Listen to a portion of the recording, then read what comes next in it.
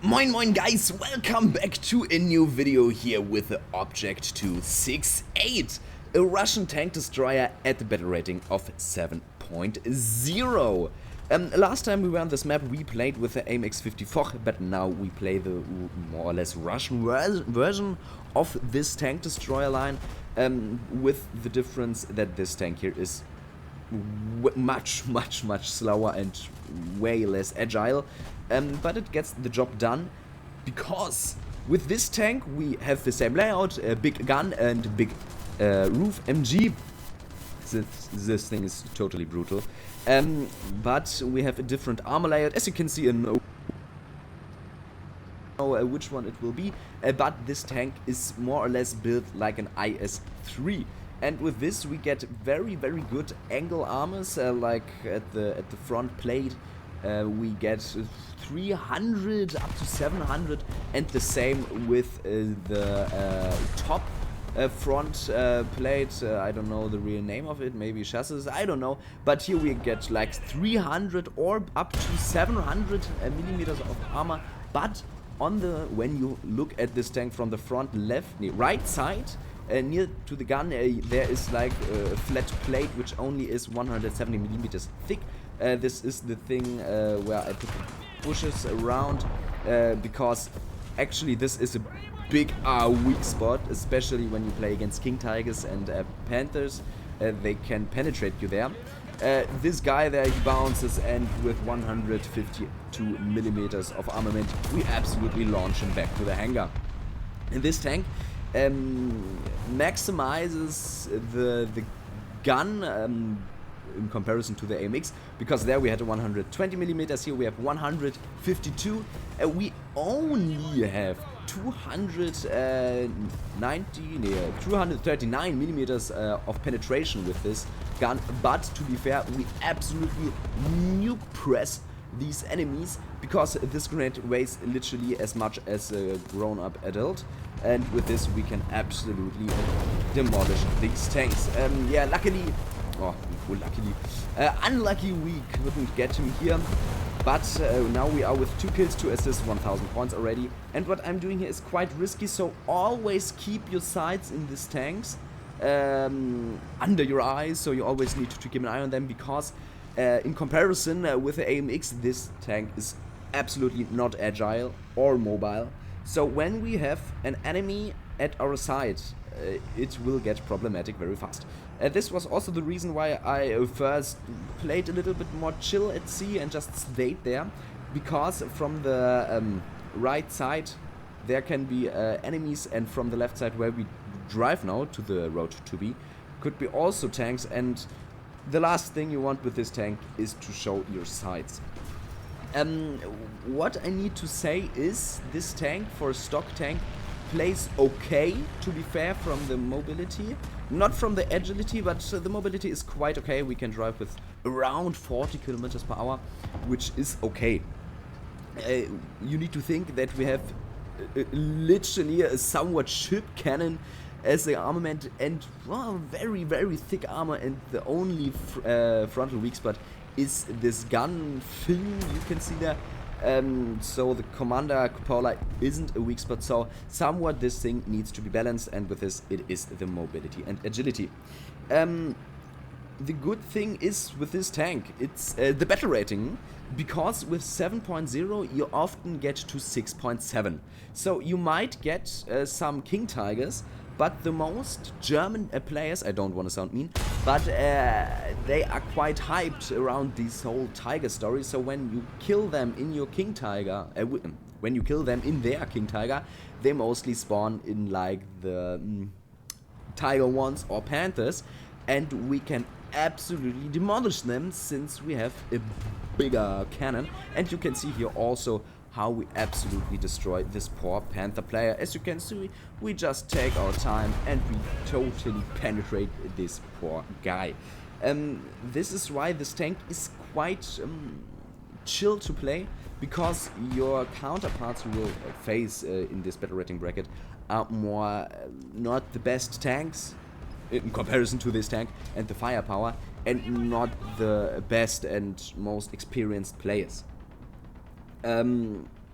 now we need to wait, because this gun, I only have, I think, not even experted crew on this tank, so I reload at around like 18 seconds. And 18 seconds is quite a long time when you consider that for 18 seconds you're out of the game. You can't do anything. Okay, yeah, you can kill lights, but against heavies and mediums, it's quite difficult. So every shot needs to be placed carefully. Yeah, it's easy to say that, as we see already in the replay. It's sometimes you just press the button and then you launch these new little nukes at your enemies. I think we will have 2 times or so in this battle where I in fact did not act like I said, where you need to think about, yeah, should I do this shot or not. I just do it because in fact I'm a little monkey brain smooth brainer. But now we're already with the Ace 2100 points, and even though this tank is quite annoying to drive, because every time you turn, as you can see, you literally stand still. And I can totally understand that a lot of people say, why should I play this? Because when you get up to it, you will have heat guns and so on as your enemies, and they absolutely ignore your whole armor layout and your whole being as a tank destroyer, since they can just completely punish you for being a big and slow target. Yeah, I needed some more shots for this poor guy, but now we can finish our cap with B here. So I can totally understand why this tank is very, very rarely played, because in the Russian tree we have simply better options. At 7.0 you have a T-44-100, which is just a very upgunned version of the T-44. Yeah, why you should play this one here then? The T-44 and this one here have the same penetration, but the T-44 is more agile, nimble, mobile, smaller target. Yeah, we don't have the big R gun, but we still got a dish car cannon, so it's okay. And this tank, it's quite obsolete, because at 7.3 we got an IS-3, and at 7.7 we got an IS-6. And IS-6, I think I'll review this tank again, but this time in English, is so much more than this tank. So there is no reason at all you should play the Object 268. You have faster versions, you have more intelligently armored versions, you have versatile, everything can be done with other tanks at this battle rating. So yeah, why you should play this tank? Because, haha, big gun goes boom, it's funny. This is the only reason why you should play this tank. And as you can see, even driving back is so painfully slow. But, well, the but is quite, not a but, because the other guns in the Russian tree also have huge damage output, like the 122mm. So yeah, this tank is in itself just obsolete. You don't need it, you don't even miss something when you play it, because the IS-3, for example, has less frontal weak spots, which are also less obvious to Tiger players, for example. So yeah, this tank, it's just a nice gimmick in the Russian tree, but we got a big R-lock at our back, so it's quite okay. And to be fair, this tank also looks quite cool, not gonna lie. And the big stumpy cannon, it's quite adorable, to be fair. And when you hit, and there will be no chance that the enemy will survive. And now we are already at 2,326 points, and now we want the nuke. Because last time we couldn't drop the nuke completely. Yeah, we sent it out to flying, but this was it. And now, Tiger, yummy, yummy, yummy, some food. And now Centurion and me, who will shoot first? I am. Haha. And now we have 7 kills, 3 bases, and 2 assists. Now I just need one kill more, and we can drop the nuke. And we will go to the nuke, because earlier I already saw the AA, or flak, firing here. And now, oh my god, the smooth brain starts to show off. It's quite painful to watch, I'm sorry. Yes, but luckily he shot at us and now we got the nuke points. Thank you for this. And now we can, because when you press the icon, the nuke icon, you can just spawn the bomber. And now we need to go fast, because last time we couldn't reach the field in time, but luckily the enemy is capturing B.